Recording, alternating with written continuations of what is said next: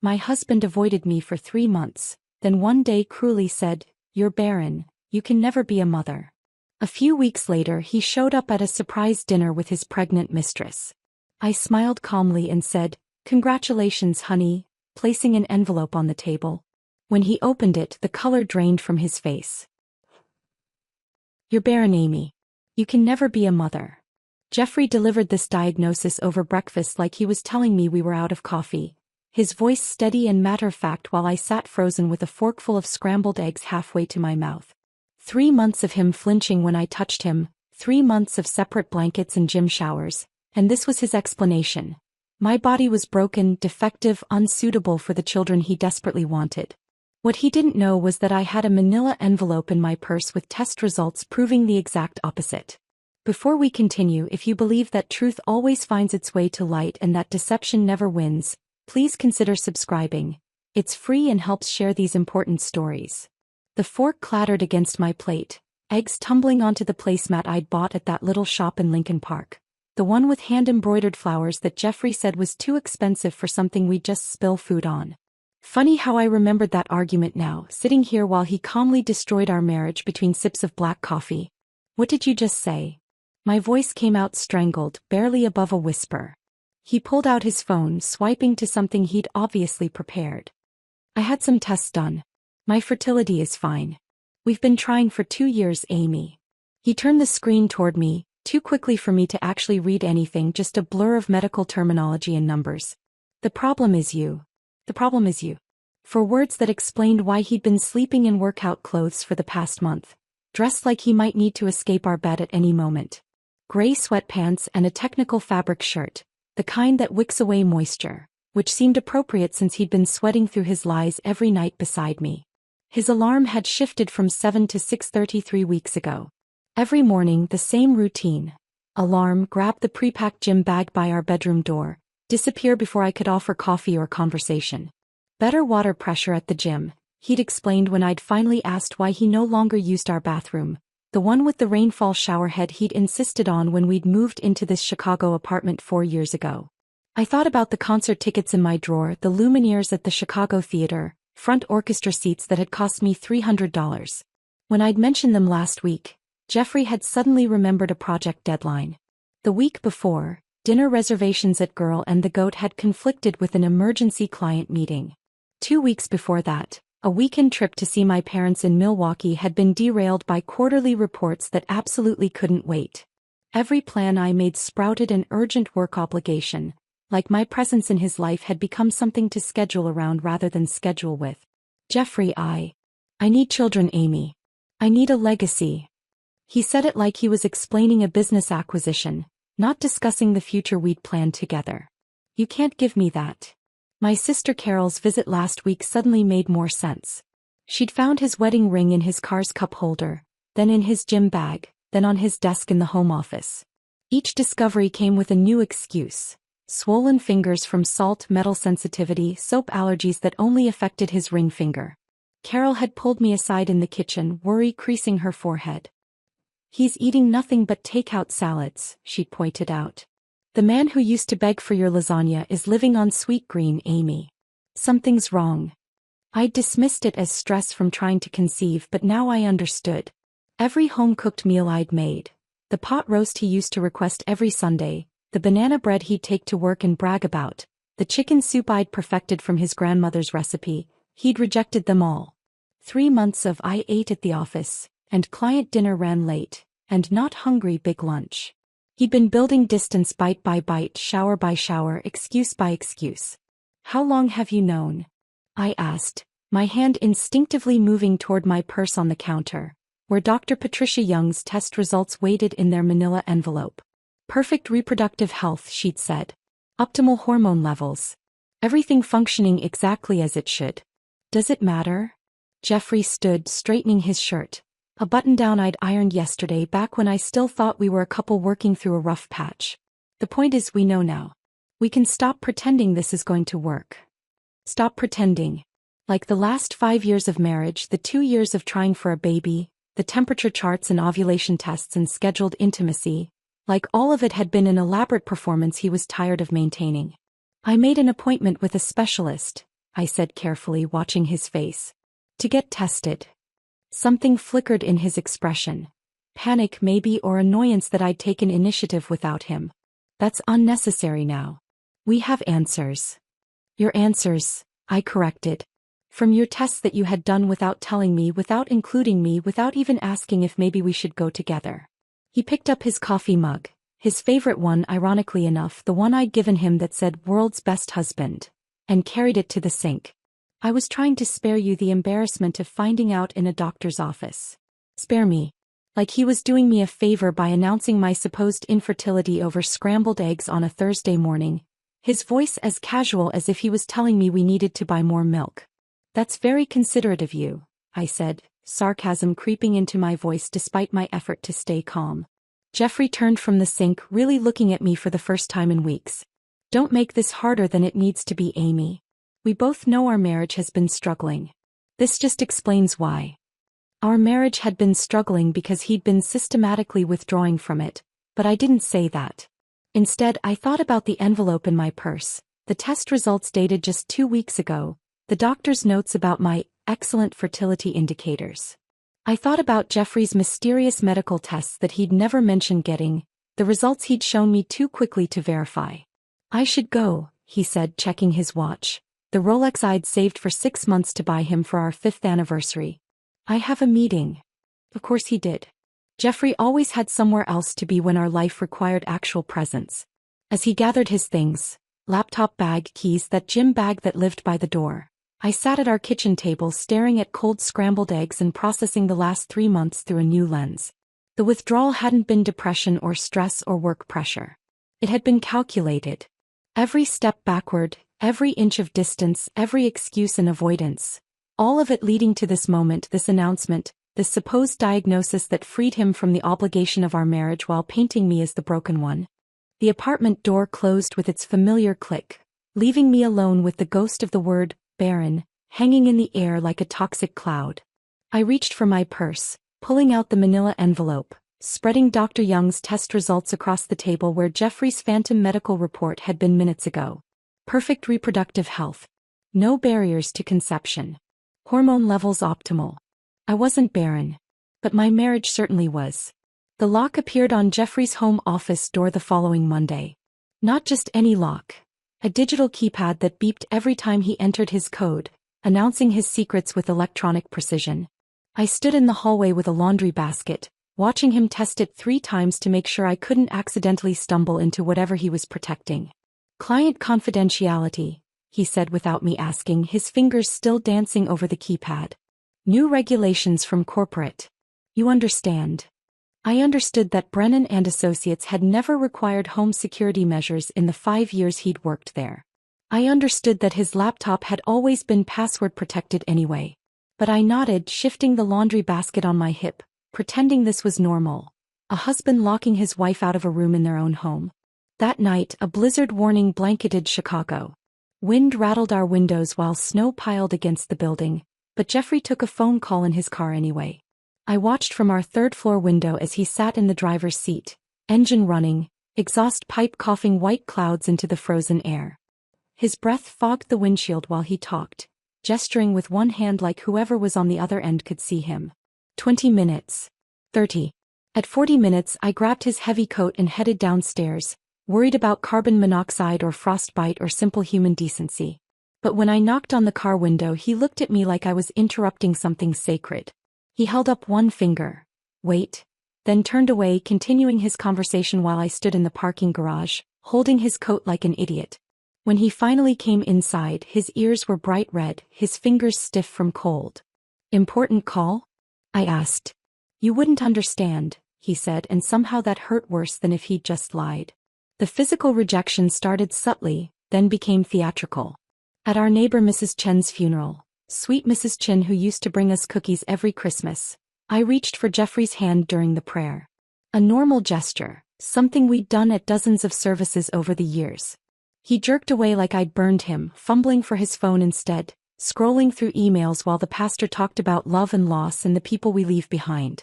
I thought you were reaching for my wallet, he explained in the car afterward, which made so little sense that I didn't even respond.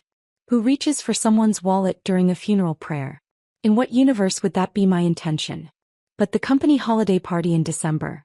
That was where he truly performed his masterpiece of rejection. We arrived separately because he had a client emergency, which meant I walked into the Brennan and Associates annual gathering alone, scanning the crowd for my husband of 5 years. I found him by the bar laughing with colleagues I'd met dozens of times. People who'd been to our home, who'd eaten my cooking, who'd congratulated us when we got married. "Oh, this is Amy," he said when I approached, like I was someone he'd just met, a random plus one he'd been obligated to bring. Not, "My wife Amy." Not, "You remember Amy." Just Amy, no context, no connection, no claim. His coworker Jennifer looked confused. "Your wife Amy?"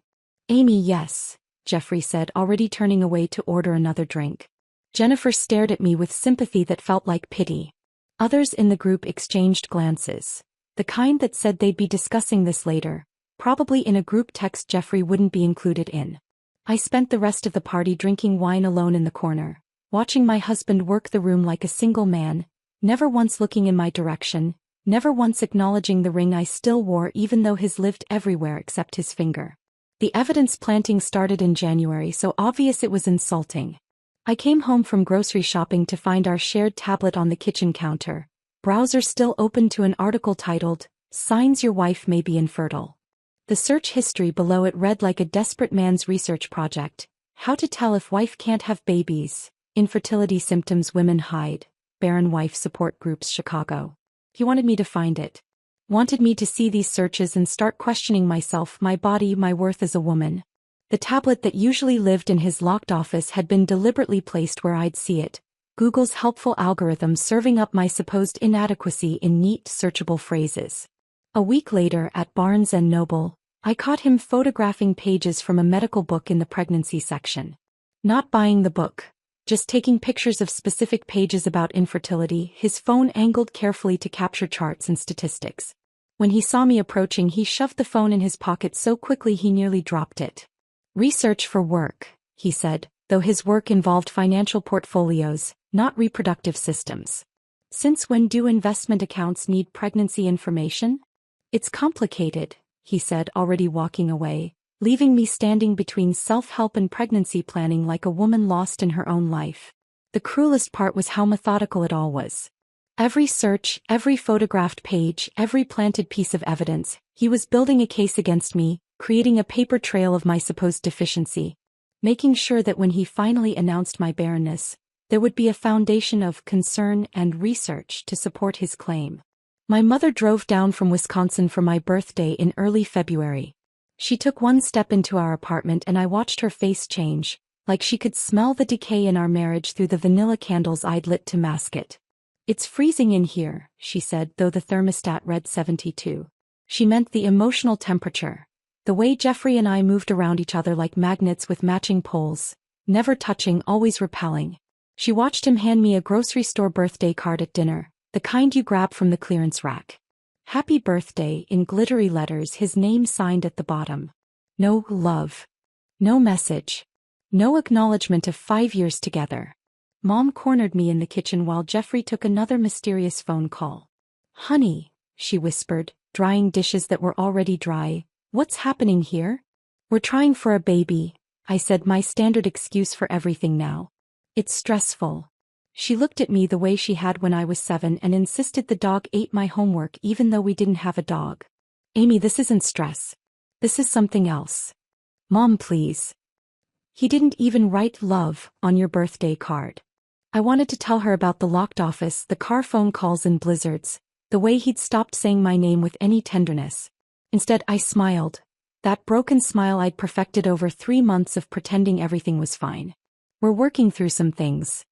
She left the next morning, hugging me so tight I thought she might never let go. "You know you can always come home," she whispered into my hair. No questions asked. But I wasn't ready to go home.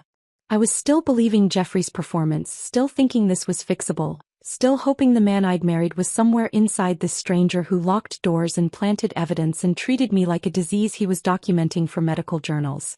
2 weeks after Mom's visit, Jeffrey called in sick to work. The phone conversation with his supervisor was brief, professional, his voice carrying the weight of imaginary illness. He hung up and looked at me across our bedroom, and I knew, with the certainty that comes from living with someone's patterns, that whatever came next had been planned down to the minute. He moved through our apartment with unusual purpose, making coffee for both of us. Not the single mug he'd been pouring for months, but 2 cups, measuring the grounds precisely, adding my cream and sugar without asking if I still took it the same way.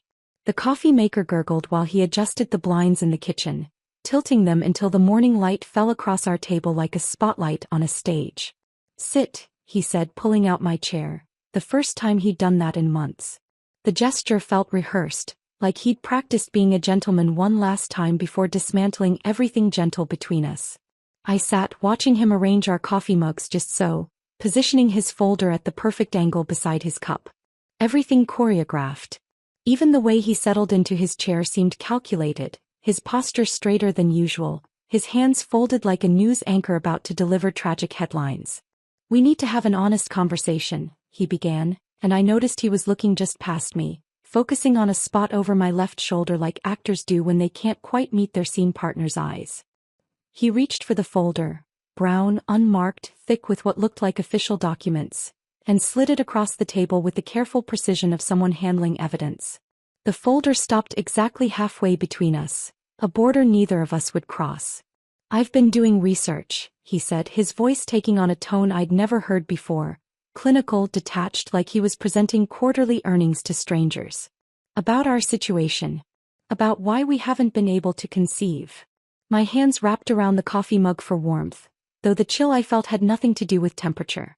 Through the steam rising from my cup, I watched Jeffrey's face cycle through expressions he must have practiced. Concern, sympathy, resignation, none of them reaching his eyes. "Some women," he began, then paused, clearing his throat like the words were difficult.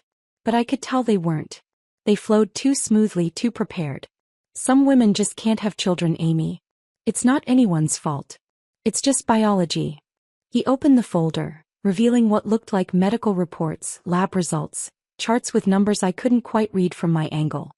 His finger traced along one page, stopping at highlighted sections, though he never actually pushed the documents close enough for me to examine them properly.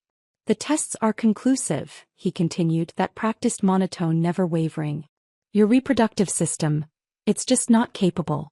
The doctors call it primary infertility. Irreversible." The doctors. Which doctors? When had I seen any doctors with him?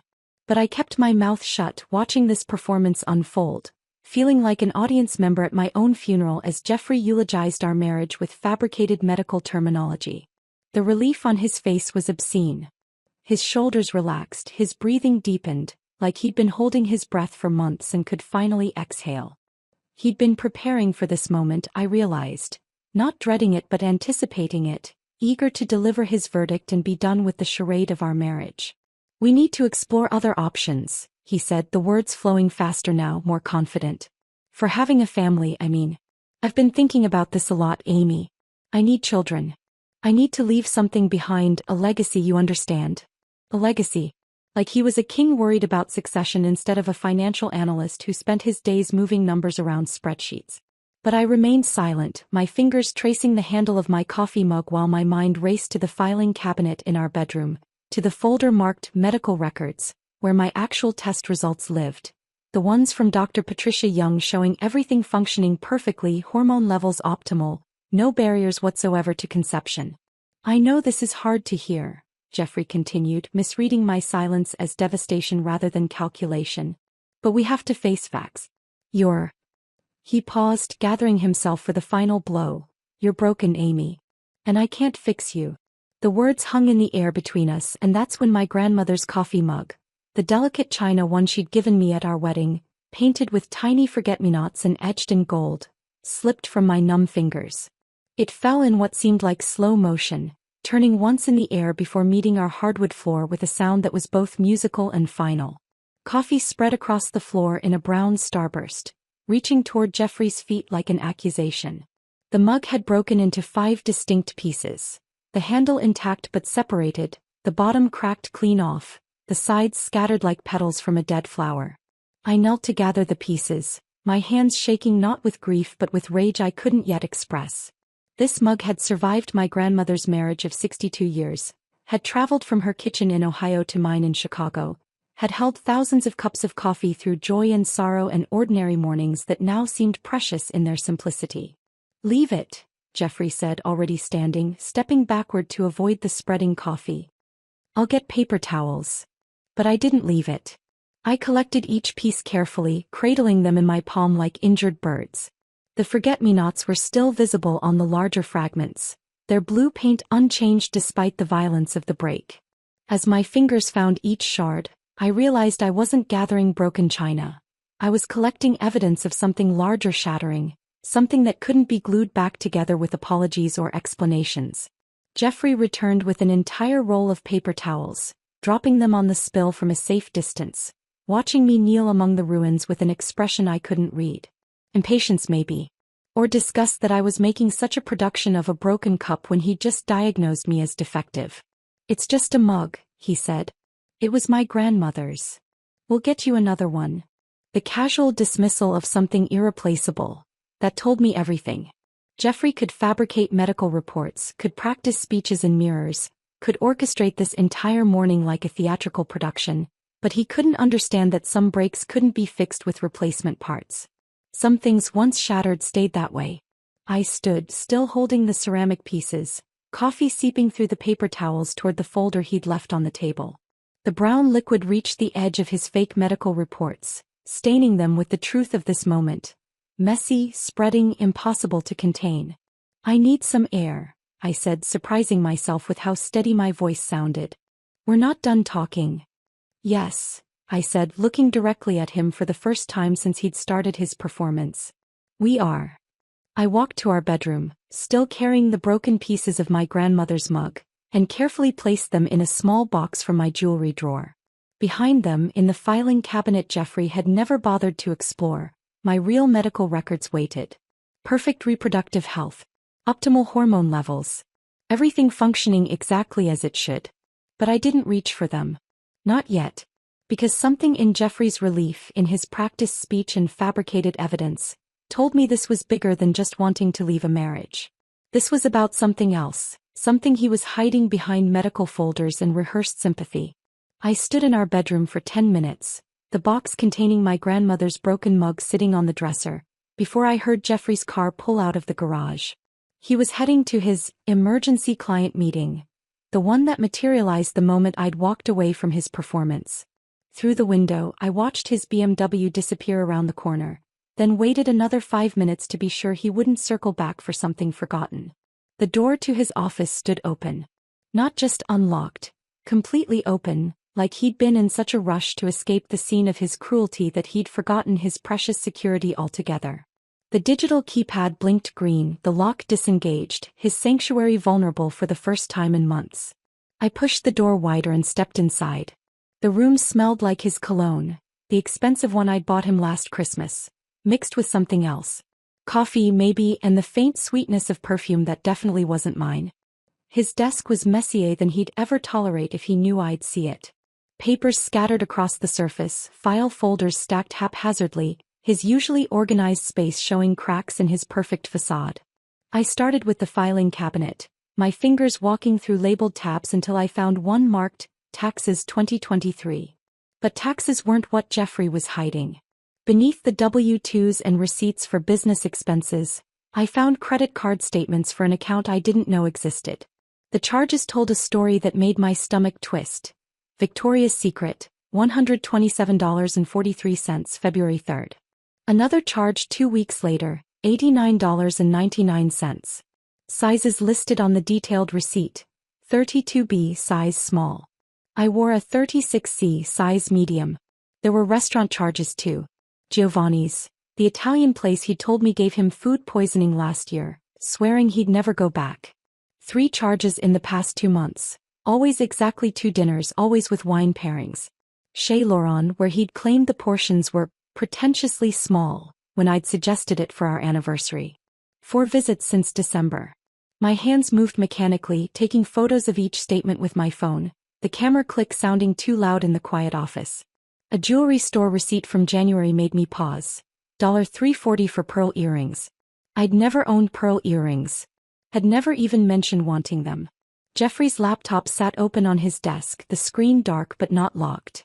One touch of the trackpad brought it to life, his email already open like he'd been checking it right before creating his morning theatrical production. The inbox showed mostly work correspondence, but a purple flag caught my eye, his personal filing system for what he marked as important. The flagged emails were all from Angela Morrison. I knew Angela. She worked in accounting at Barren and Associates, had started about 6 months ago. Pretty blonde, maybe 28. She'd been at the holiday party where Jeffrey had introduced me as just Amy, and now I understood the sympathetic look she'd given me hadn't been sympathy at all. It had been pity mixed with guilt. The emails started professionally enough in November. Thanks for your help with the Richardson portfolio. The client loved your presentation. Normal workplace correspondence that no one would question. But by December the tone had shifted. Can't stop thinking about lunch yesterday. Your cologne is still on my scarf. Missing your touch. January brought declarations. I've never felt this way before. You make me believe in forever. Can't wait until we don't have to hide. But it was the February emails that stopped my breathing. An attached photo loaded slowly. An ultrasound image, grainy black and white, a tiny blob circled in red.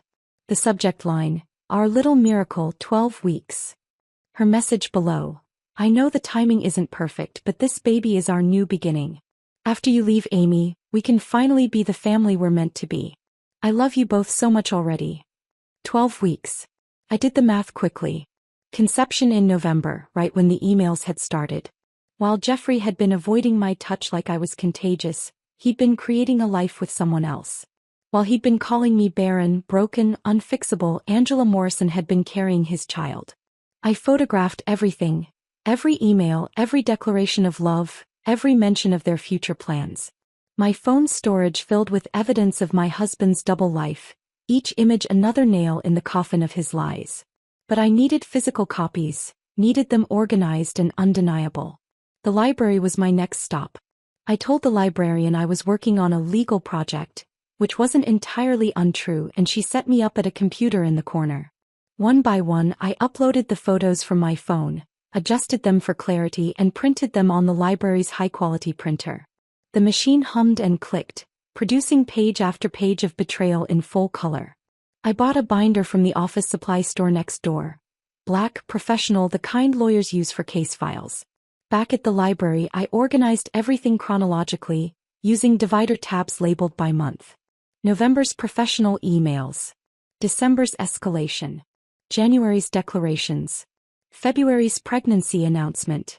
Each piece slotted into protective sheets, building a timeline of deceit that no one could dispute. My hands had stopped shaking completely. Instead they moved with surgical precision, creating a weapon made of truth and timestamps. When the binder was complete I couldn't take it home. Jeffrey might find it, might destroy it before I was ready. So I drove to my sister Carol's apartment in Lincoln Park, used the spare key she'd given me years ago, and hid it behind her winter coats in the hall closet. Insurance, I whispered to the empty apartment, though I knew it was more than that. It was proof. It was power. It was the beginning of something I couldn't quite name yet. The next morning I called Dr. Young's office. I need copies of my test results, I told the receptionist. Official ones with letterhead. It's for insurance purposes. Dr. Young saw me that afternoon, running the same test she'd done weeks earlier just to make sure nothing had changed. Blood draws, ultrasounds, hormone panels, the full diagnostic panel that would prove beyond any doubt what Jeffrey's fake medical reports tried to deny. These numbers are exceptional, Dr. Young said, reviewing the results on her computer. You're in the 95th percentile for fertility health in your age group. Actually in any age group. I rarely see numbers this ideal. Could you put that in writing? I asked. The insurance company needs detailed documentation. She printed multiple copies, each one stamped with her official seal, signed with her authoritative signature. Medical proof that I wasn't broken, wasn't barren, wasn't any of the things Jeffrey had tried to label me. Are you sure everything is okay? Dr. Young asked as she handed me the folder. You seem different from your last visit. Everything's becoming very clear, I told her, and for the first time in months, it was the complete truth. I drove home from Dr. Young's office with the folder of fertility results on the passenger seat, my mind already shifting into performance mode. If Jeffrey wanted a broken wife, I'd give him exactly that. A devastated woman grappling with her barrenness while he built his new life with Angela Morrison. The first stop was the bookstore near our apartment. I gathered armfuls of adoption brochures from the family planning section, making sure to choose the ones with the most heart-wrenching photos. Children waiting for homes, statistics about older couple adoptions, testimonials from parents who'd found alternative paths to parenthood. The cashier, a young woman with kind eyes, touched my hand gently as she handed me the bag. "Whatever journey you're on," she said softly, "I hope you find peace." I almost laughed. Peace was the last thing I was looking for. Back home, I arranged the brochures with artistic precision. One on the coffee table, partially hidden under a magazine like I'd been reading it privately. Another bookmarking the page in my bedside novel. A third tucked into my purse where Jeffrey would see it when I, accidentally, left the bag open on the kitchen counter. Our shared computer became my next canvas. I spent 2 hours researching IVF clinics, fertility treatments, and donor egg programs, making sure to create an extensive browser history. I bookmarked pages titled "When Your Body Fails You" and "Accepting Infertility: A Woman's Guide to Grief." I even created a spreadsheet comparing clinic costs, knowing Jeffrey's analytical mind would check my search history and appreciate the thorough documentation of my supposed desperation. The support group was perhaps my finest performance. Chicago fertility warriors met Wednesday evenings in a church basement in Wicker Park. I arrived 15 minutes early wearing the oversized sweater Jeffrey had given me 2 Christmases ago, the one that made me look smaller, more vulnerable. "I just found out," I told the group, my voice breaking at exactly the right moment. "My husband, he's been so supportive, but I can see the disappointment in his eyes. He wants children so badly." The other women surrounded me with genuine compassion, sharing their own stories of loss and longing. I felt like a fraud among their real pain, but I needed the receipt from the donation box, needed the attendance card they stamped, needed Jeffrey to find these breadcrumbs and believe I was drowning in the diagnosis he'd invented. When I got home that night, Jeffrey was already there, a rare occurrence. He stood in the kitchen holding one of the adoption brochures I'd left out, his expression unreadable. "You're looking into adoption?" he asked, his voice carefully neutral. I thought maybe. I let my voice trail off, added a small sniffle for effect. "If we can't have our own." Something shifted in his face. Satisfaction maybe, or relief that I was accepting his narrative. "That's very mature of you, Amy. Very practical." Practical. Like choosing a different route to work when there's traffic. Not like contemplating raising another person's child because your husband has convinced you that your body is broken. Over the next week, Jeffrey's behavior changed dramatically. He started coming home later and later. Midnight, 1 o'clock, sometimes 2 in the morning. No more excuses about client dinners or emergency meetings. He'd simply walk in, shower immediately, and slide into bed without a word. The smell of Angela's perfume clung to him like evidence he wasn't even trying to hide anymore. I watched him slowly evacuate our life. First, his grandfather's watch disappeared from the dresser, the Rolex he'd inherited, which he claimed needed professional cleaning. Then his college diploma vanished from the wall, supposedly required for some professional certification update. His favorite coffee mug, the one I'd given him that said "World's Best Husband," migrated to his office and never returned. He was moving out in increments, thinking I was too destroyed to notice. But I noticed everything. I documented everything. Every missing item, every late arrival, every shower that washed away another woman's perfume. Carol became my secret weapon. She'd call when Jeffrey was home, her voice loud enough to carry through our apartment's thin walls. "Amy, honey, you need to accept what you can't change," she'd say while actually texting me links to divorce attorneys. "I know," I'd respond tearfully. "I just need to find a new purpose in life." Meanwhile, I was screenshotting Jeffrey's credit card charges for hotels during lunch hours. One evening, Carol outdid herself. Jeffrey was in his office with the door cracked and she called right on schedule. "Have you thought about teaching? Or charity work?" she asked loudly. Women who can't have children often find fulfillment in other ways. I sobbed convincingly into the phone while typing notes about Angela's pregnancy timeline on my laptop. "Maybe you're right. Maybe I need to stop hoping for something that will never happen. Jeffrey actually emerged from his office, walked over and patted my shoulder. The first time he'd voluntarily touched me in months. The gesture was so condescending, so falsely sympathetic that I had to bite my tongue to keep from laughing. "Your sister gives good advice," he said, already backing away like sympathy was a limited resource he couldn't afford to waste. Thursday afternoon, my phone buzzed with a text from Jeffrey. "Dinner tomorrow at La Bernardine, 7 p.m. Important news to share. Please don't be late." La Bernardine. Where he'd proposed 6 years ago. Where we'd celebrated our first anniversary. The calculated cruelty of choosing that restaurant for whatever announcement he was planning made my hands shake. Not with sadness but with anticipation. I spent Friday afternoon in methodical preparation. The binder from Carol's apartment came home with me, its contents transferred to a manila envelope. Thick, substantial, impossible to ignore. I arranged the evidence in a specific order. My fertility test results first, proving his fundamental lie. Then the credit card statements, the restaurant receipts, the Victoria's Secret charges. The jewelry store receipt for earrings I'd never seen. Finally, the printed emails with Angela, ending with her ultrasound photo and declaration of love. Each page was a bullet, loaded in sequence for maximum impact. I chose my outfit carefully. The black dress Jeffrey had bought me for my last birthday, the one he'd said made me look beautiful before he'd decided I was broken. I did my makeup with steady hands, each stroke of mascara and armor against whatever cruelty he'd planned. The manila envelope fit perfectly in my purse, its weight reassuring against my side. I looked at myself in the mirror, not a victim, not a broken woman accepting her fate, but someone about to flip the entire script Jeffrey had written. My phone buzzed with another text from Jeffrey. "Actually bringing someone you should meet. Hope that's okay." Someone I should meet. Angela Morrison carrying his child while he called me Barren. The audacity was breathtaking, but it was also perfect. He was about to hand me the stage for my own performance with witnesses. I called for a cab instead of driving, knowing my hands might not be steady enough for the return journey. The driver dropped me at La Bernardine at 6:45, and I stood outside for a moment, looking at the elegant facade where Jeffrey had gotten down on one knee 6 years ago. The same spot where he'd promised to love me in sickness and in health, for better or worse, until death parted us. Apparently, until fake medical reports hadn't been in the vows. Inside, the maitre d' recognized me immediately. "Mrs. Hawthorne, how lovely to see you again. Your husband made a reservation for 3. Not 2. He'd actually made a reservation that included his pregnant mistress at our special place.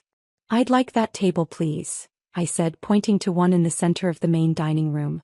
"The one near the window." "Mr. Hawthorne requested a corner booth." "I'm sure he did." I smiled, pressing a 20 into his palm. "But I have mild claustrophobia and that table would be perfect." "Would that be possible?" The maitre d' glanced at the bill, then at my face, and something in my expression must have told him this wasn't really about seating preferences. "Of course, Mrs. Hawthorne.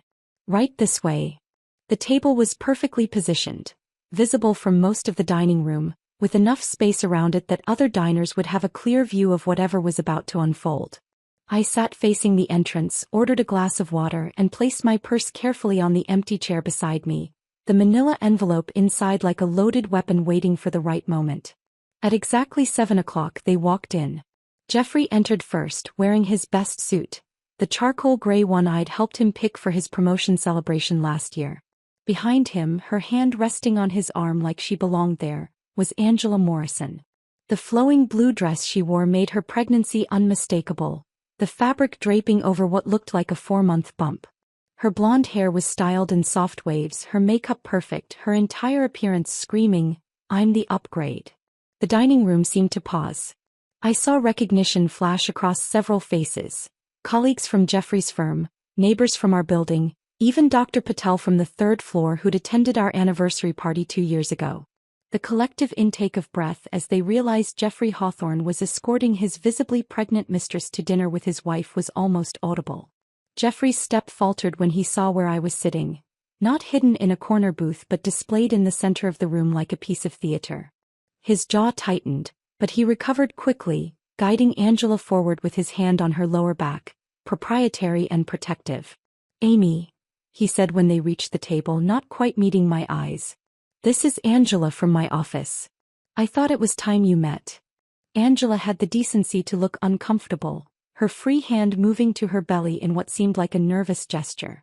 Up close, I could see she was younger than I'd thought, maybe 27, 28. She had that pregnancy glow people talk about, though it might have just been embarrassment warming her cheeks. "How lovely," I said, standing to pull out Angela's chair before Jeffrey could. "Please sit. You must be tired being so far along." Angela's eyes widened slightly at my solicitousness, but she sat, mumbling a quiet thank you. Jeffrey took his seat, positioning himself between us like a referee at a boxing match. The waiter appeared immediately. La Bernardine's service was impeccable, and Jeffrey ordered a bottle of wine before remembering. "Actually, just 2 glasses. Angela can't drink," I finished. "Of course not. Congratulations on the baby, by the way." The word baby seemed to echo across our table. Angela's hand returned to her belly, a protective gesture that might have been touching if she wasn't carrying the child of my husband. "Amy," Jeffrey started, his voice taking on that rehearsed quality I'd heard so many times lately. "I know this is difficult, but given your situation, I think it's best if we discuss the future honestly. Your situation, like my supposed barrenness, was a contagious disease we couldn't name directly. Angela and I have grown close through some difficult times," he continued, reaching over to place his hand over hers on the table. "She's been incredibly supportive as I've processed everything. Like our marriage was data to be analyzed rather than 5 years of shared life." "It must be hard," Angela said softly, speaking for the first time since sitting down. "Finding out you can't have children. Jeffrey told me about your diagnosis." The false sympathy in her voice was almost perfect. She'd clearly practiced this, probably with Jeffrey coaching her on exactly what to say. But there was something else there too, a tiny note of superiority. She could give Jeffrey what I couldn't. She was the fertile ground where his legacy would grow. "Yes, the diagnosis was quite shocking," I said, taking a sip of water. "Though I imagine there have been a lot of shocking discoveries lately."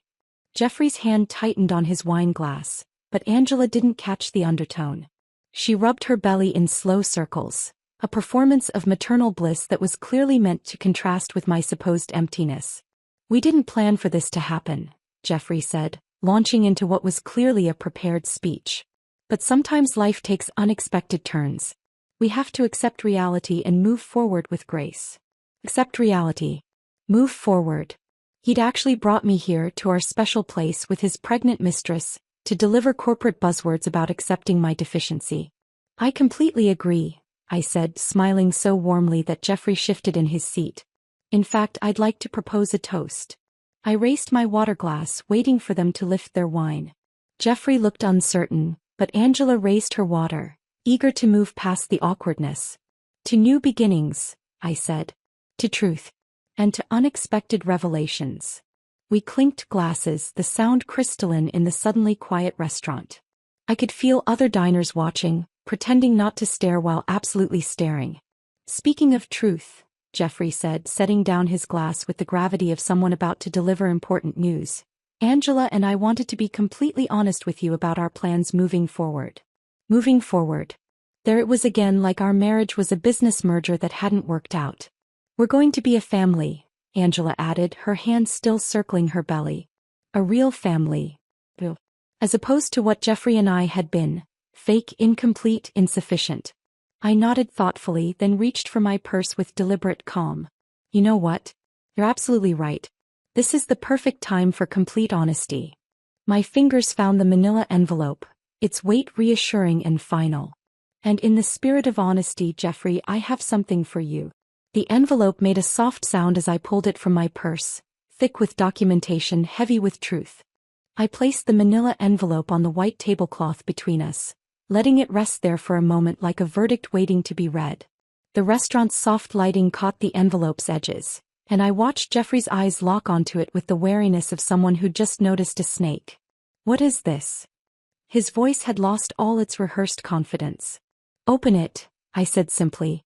Jeffrey's fingers hesitated at the seal, and I could see him calculating, trying to guess what I might have discovered. Angela leaned forward slightly, curious but not yet alarmed. She still thought she was winning, still believed she was the fertile upgrade to the broken wife. The envelope seal gave way with a small tearing sound that seemed enormous in the quiet around our table. Jeffrey pulled out the stack of papers and I watched his face change as he recognized the letterhead. Dr. Patricia Young, Reproductive Endocrinology and Fertility. His hands began to tremble as he read the first page. I'd highlighted the important parts in clinical yellow. Exceptional reproductive health, optimal hormone levels, 95th percentile for fertility indicators, no barriers to conception identified. This is impossible, he whispered, the papers shaking in his grip. Angela stretched to see what he was reading, her perfectly styled hair falling forward as she leaned across him. What is it? What's wrong?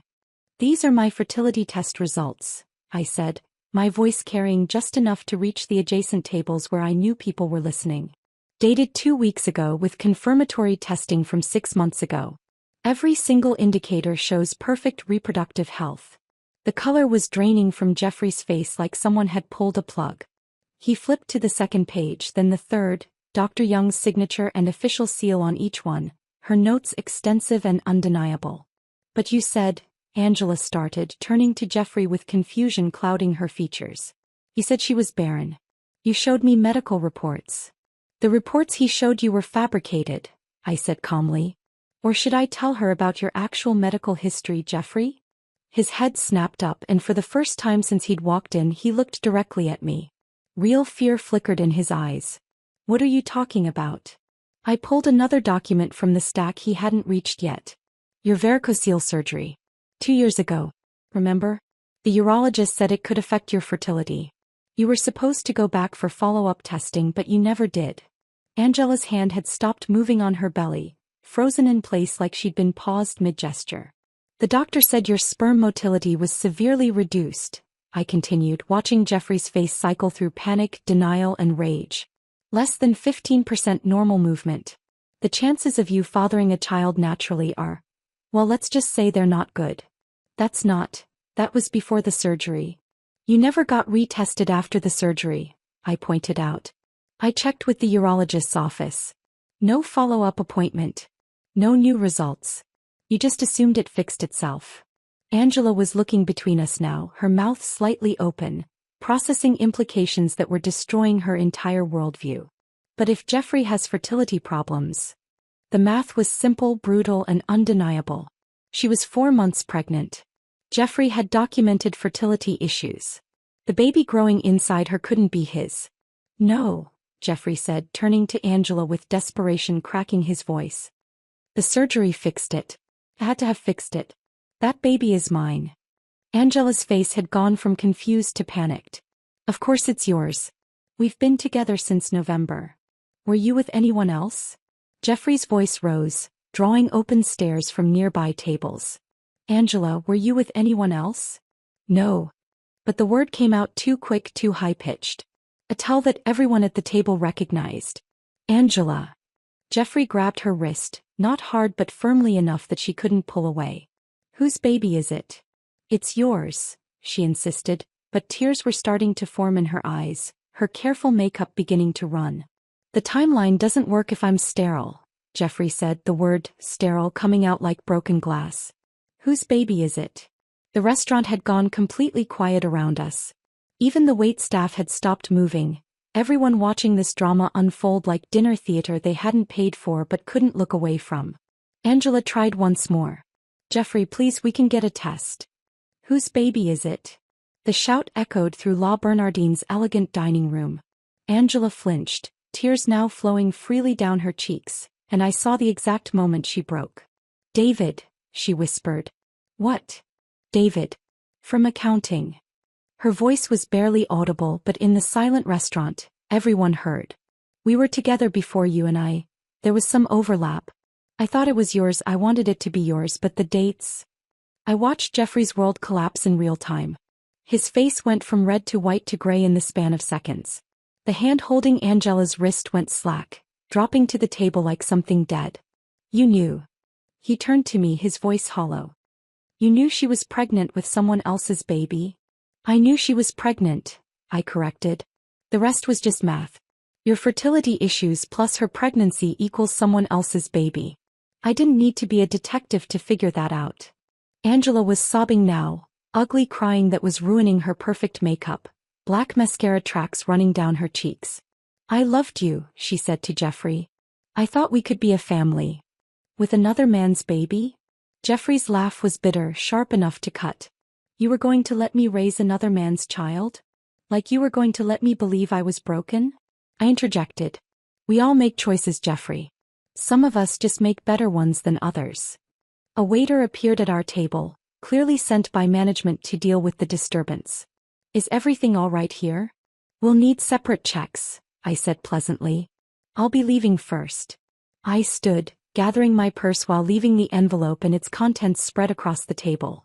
The fertility results, the credit card statements, the emails between Jeffrey and Angela, all of it laid out like evidence at a trial. The divorce papers are at the bottom of the stack, I told Jeffrey, who was staring at Angela like he'd never seen her before. My lawyer will be in touch about the timeline. Oh, and Angela. I turned to the sobbing woman. Congratulations on the baby.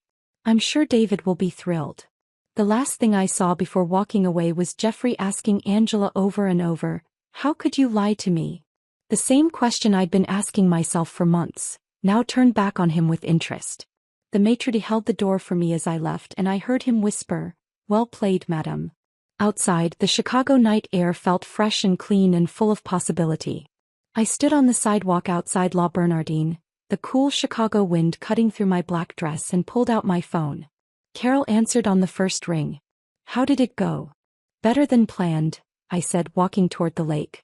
Angela's baby belongs to someone named David from accounting. Wait, what? Jeffrey can't have children. His surgery 2 years ago, he never got retested. Angela's been sleeping with a coworker. The whole thing unraveled right there at the table. Carol's laugh was sharp and bright. So he called you Barren while being sterile himself, and his mistress was pregnant with another man's baby? Karma apparently takes notes. I kept walking, my heels clicking against the pavement in a rhythm that felt like freedom. Behind me, through the restaurant's windows, I could still see our table. Jeffrey slumped in his chair, Angela sobbing into her napkins, the manila envelope's contents spread between them like the wreckage of two affairs colliding. My phone buzzed with a text from Jeffrey, this isn't over. I deleted it without responding and blocked his number. It was over. He just hadn't accepted it yet. The next morning I met with my lawyer, Patricia Chin, at her office in the Loop. She reviewed the restaurant security footage her assistant had somehow obtained. La Bernardine had cameras and the maitre d' had been very helpful, and smiled like a chess player seeing checkmate 5 moves ahead. He brought his pregnant mistress to your anniversary restaurant, she said, shaking her head. Judges hate that kind of cruelty. Add in the fake medical reports about your fertility, and we're looking at a very favorable settlement. I don't want his money, I said. I just want out. You'll take a fair settlement, Patricia corrected. You supported him through business school. You gave up your marketing career to follow his job to Chicago. You deserve compensation for that. He was right. I'd forgotten about those sacrifices, so buried under recent betrayals that I'd lost sight of everything I'd given up for Jeffrey's success. The divorce proceeded with surprising speed. Jeffrey, humiliated and desperate to leave Chicago, agreed to everything. The apartment, the savings, even alimony for 2 years. He signed papers with the defeated air of someone who'd lost a war he'd started. Angela disappeared from his life immediately. I heard through mutual acquaintances that she'd tried to convince him the baby could still be his, even suggested a paternity test, but Jeffrey was done with lies. He'd learned too late what deception felt like from the receiving end. 3 months later, I was watering herbs on the balcony of my new apartment in Lincoln Park when my phone rang. Unknown Boston number. Amy. Jeffrey's voice sounded hollow, distant. I wanted to apologize. I set down the watering can and looked out at Lake Michigan, blue and vast and honest. For which part? All of it. Calling you Barren. Angela. The whole thing. Are you apologizing because you're sorry or because your life fell apart? The silence stretched long enough that I thought he'd hung up. Then, Angela had the baby. David's fighting for custody. She named me on the birth certificate initially, but the paternity test. God, Amy, she tried to trap me with another man's child. Like you tried to trap me with fake infertility? I know. I see it now. The irony. It's not irony, Jeffrey. It's justice. I hung up and blocked the Boston number 2. 2 weeks later, I met Mark at a medical conference where I was presenting on healthcare marketing. He was a pediatrician from Northwestern Memorial, tall and kind with hands that had held thousands of babies. When I told him my story over coffee, the whole ugly truth, he laughed so hard he nearly spilled his latte. Your ex-husband called you Barren? He shook his head in disbelief. I've seen your test results in your medical disclosure. You're in the 95th percentile. You could probably get pregnant from a strong breeze. It wasn't romantic talking about fertility on a first date, but it was honest. No pretense, no performance, no hidden folders with fabricated evidence. Mark didn't sleep in workout clothes. He didn't lock doors or take calls in snowstorms. When he stayed over, he pulled me close instead of building walls down the middle of the bed. His phone sat face up on the nightstand, unlocked, boring with its lack of secrets. 6 months after the divorce, I planted tomatoes on my balcony, Cherokee purples and sun golds, varieties that needed attention and care but rewarded you with abundance if you were patient. As I pressed seeds into soil, I thought about growth, about things that flourish when planted in truth instead of deception. The tomatoes grew tall and strong that summer, their vines reaching toward the sun like they had nothing to hide. I gave extras to my neighbors, to Carol, even to the maitre d' at La Bernardine who'd become a friend after that night. These are incredible, he said, biting into one. What's your secret? Good soil, I told him. No lies mixed in. Jeffrey sent one last email before I changed my address. He was in Boston working at a smaller firm, living in a studio apartment. Angela had moved back with her parents in Indiana, raising David's son alone. David wanted nothing to do with either of them. I destroyed everything, he wrote. For a baby that wasn't even mine. I didn't respond. There was nothing to say that the universe hadn't already said better. Standing on my balcony now, August sun warming my face, I held a perfectly ripe tomato in my palm. It was heavy with juice and truth and the particular satisfaction of growing something real from honest ground. Mark's arms wrapped around me from behind, his chin resting on my shoulder. What are you thinking about? He asked. How revenge isn't about destroying someone else, I said, turning the tomato in the light. It's about rebuilding yourself from better materials. The tomato was warm from the sun, red as truth, sweet as freedom. I bit into it and tasted summer, new beginnings, and the particular flavor of a life grown from seeds of honesty. Below us, Lake Michigan stretched endless and blue, and the wind carried the sound of laughter from the beach, from people living lives without locked doors or fake medical reports. This was what victory tasted like, not bitter, not vengeful, just clean and true and mine. If this story of poetic justice had you holding your breath, hit that like button right now. My favorite part was when Jeffrey demanded to know whose baby Angela was carrying, only to discover he'd been played by the woman he betrayed me for. What was your favorite moment? Drop it in the comments below. Don't miss more gripping stories like this. Subscribe and hit that notification bell so you never miss an upload.